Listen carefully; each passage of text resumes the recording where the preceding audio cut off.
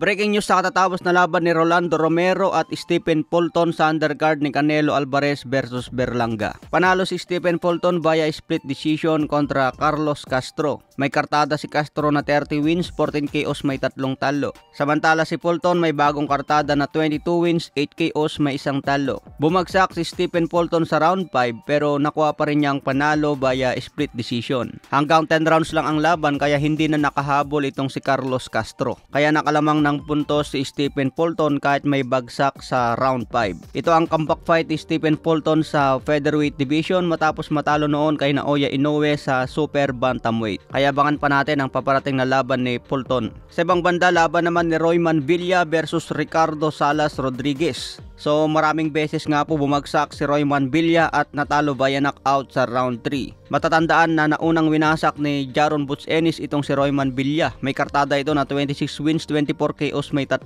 talo. So matapos mawasak ni Jaron Butch Ennis, mukhang nagbago na ang galawan ni Royman Villa dahil natalo na naman kay Ricardo Salas via knockout sa round 3. Ito sana ang muling pagbabalik ni Royman Villa matapos ma-knockout kay Ennis. Pero mas malala pa lang inabot ni Royman Villa sa kamao ni Salas Rodriguez. Kaya bang na lang po natin ulit ang comeback fight ni Royman Villa. Sa ibang banda naman, laban ni Rolando Romero versus Manuel Jaimes. May kartada itong si Manuel na 16 wins, 11 KOs, may 1 talo. Samantala si Rolando Romero may kartadang 15 wins, 13 KOs, may 2 talo. Nakuha niya ang talo na yan kay Gervonta Tank Davis at kay Pitbull Isaac Cruz. Matapos matalo via TKO kay Pitbull Isaac Cruz, ngayon muling nagbalik si Rolando Romero. Napaabot naman ni Romero ang laban hanggang 10 rounds at panalo siya via unanimous decision. Matatandaan mula 2020 lumalaban si Romero hanggang sukdulang 12 rounds. Pero ngayong 2024 napalaban na lang siya hanggang 10 rounds. Ibig sabihin po niyan bumaba itong si Rolando Romero. Imbes na 12 rounds naging 10 rounder na lang. Sa ibang banda naman, Teofimo Lopez hinahamon ngayon si Tank Davis. Nakanda raw si Teofimo Lopez kay Tank Davis kung papalag.